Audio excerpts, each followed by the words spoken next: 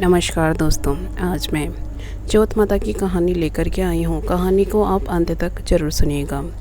एक नगर में एक बूढ़ी माँ रहती थी। वह अपने बेटे की सलामती के लिए 12 महीनों की चौथ का व्रत करती थी। हर चौथ को पंसारी से थोड़ा सा गुड़ और घी लाकर 4 लड्डू बनाती, एक बेटे को देती, एक से पूजा करती, एक हथकार के लिए निकालती और एक चांद उगने पर खुद खा लेती थी। एक बार उसका बेटा ताई से मिलने गया। ताई ने चौथ का व्रत रखा था।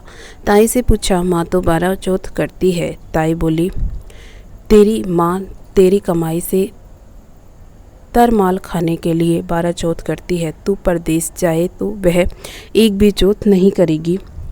लड़के को लगा ताई सच कह रही है। घर आकर माँ से कहा, मैं प्रदेश जा रहा हूँ, यहाँ तू मेरी कमाई खाने पीने में ही उड़ा देती है। माँ ने समझा कर रोकना चाहा, पर बेटा नहीं माना। माँ ने उसे साथ ले जाने के लिए चौथ माता के आंखें दिए और कहा, मुसीबत में ये आंखें तेरी मदद करेंगे। वह आंखें लेकर रवाना हो गया। घूमते हुए एक नगर में पहुंचा। उसने देखा एक बुढ़ी माँ रोती जा रही थी और पुआ बनाते जा रही थी। उसने कारण पूछा तो बुढ़ी माँ ने कहा, बेटा इस नगर की पहाड़ी पर एक दैत्य रहता है। पहले वह नगर में आकर कई लोगों को खाने के लिए मार देता था। अब राजा हर घर से एक आदमी दैत्य के पास भेजता है और आज मेरे बेटे की बारी है, इसलिए रो रही हूँ और उसी के लिए पुए बना रही हूँ। वह बोला, तू पुए मुझे खिला दे, तेरे बेटे की जगह मैं चला जाता हूँ। बुढ़ी माँ ने खीर पुए उसे खिला दिए। खा पी कर वह सो गया। रात को राजा के सैनिक आए तो बूढ़ी माँ ने उसे भेज दिया। दैत्य के सामने पहुंचने पर उसने चौथ माता के आंखें दैत्य की तरफ फेंक कर कहा, हे चौथ माता, यदि मेरी माँ मेरी सलामती के लिए व्रत रखती है तो दैत्य का सिर कट कर गिर जाए। तुरंत दैत्य का सिर कट गया। लड़का वापस आ गया। राजा ने उसे उपहार देकर विदा किया। चलते हुए एक दूसरे राजा के नगर में पहुंचा। इस राज्य में आवा तभी पकता था जब एक इंसान की बलि दी जाती थी। सिपाहियों ने उसे पकड़कर आवे में चिन दिया। लड़के ने आंखें आवे में डाले और कहा, हे चौथ माता, यदि मेरी माँ मेरे लिए व्रत करती है तो आवा मेरी बलि लिए बिना ही झट से पक जाए।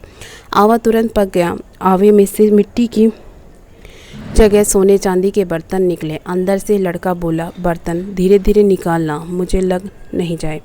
राजा ने उसे निकलवाया और पूछा, इस आवे से तुम बच कैसे गए? लड़के ने बताया कि उसकी माँ चौथ माता का व्रत करती है, व्रत के कारण ही वह बच गया। राजा को विश्वास नहीं हुआ। उसने एक चांदी की सुराही मंगवाई और कहा कि सुराही की नली से निकल कर दिखाओ, तभी मुझे विश्वास होगा। लड़के ने चौथ माता को याद करके आंखें सुराही में डाले और कहा, मैं भंवरा बनूं, सुराही से निकलूं। लड़का भंवरा बनकर सुराही से निकल गया। राजा में खुश होकर राजकुमारी की शादी उसके साथ करवाई और सभी लोगों को चौथ माता का व्रत करने को कहा। उसे माँ की याद आई। उसने राजा के पास जाकर खुद के नगर जाने की इच्छा जाहिर की। राजा ने रथ, घोड़ा, हाथी और खूब सारा धन दान दहेज देकर उसे विदा किया। चौथ के दिन अपने नगर पहुंचा। वह अकेला पंसारी के यहाँ माँ का इंतजार करने लगा। सोचा, चौथ है तो माँ यहाँ जरूर आएगी। थोड़ी देर बाद लकड़ी टेकती हुई माँ आती दिखी। उसकी माँ की आंखों में जाले आने के कारण दिखना कम हो गया था। लड़के ने जानबूझकर अपना पैर लकड़ी लगा दिया। कहने लगा, बल रे पूत काठी मेरी पैर के लगा दी। माँ ने उसे नहीं पहचाना। कहने लगी, भैया मुझे चाहे कितनी गाली निकालो पर मेरे बेटे को कुछ मत कहना। बेटा माँ के चरणों में गिर पड़ा। कहा, माँ मैं तेरा ही बेटा हूँ, मुझे माफ़ कर दो। माँ ने उसे गले लगा लिया। नगर के लोगों ने विश्वास नहीं किया कि वह उसी का बेटा है। बूढ़ी माँ ने चौथ माता को याद करके कहा, हे चौथ माता, यदि मैं अपने बेटे के लिए व्रत करती हूँ तो मेरे स्तन से दूध भर जाए और उसकी धार मेरे बेटे के मुंह में गिरे। माँ के स्तन से दूध की धार निकलकर बेटे के मुंह में गिरने लगी।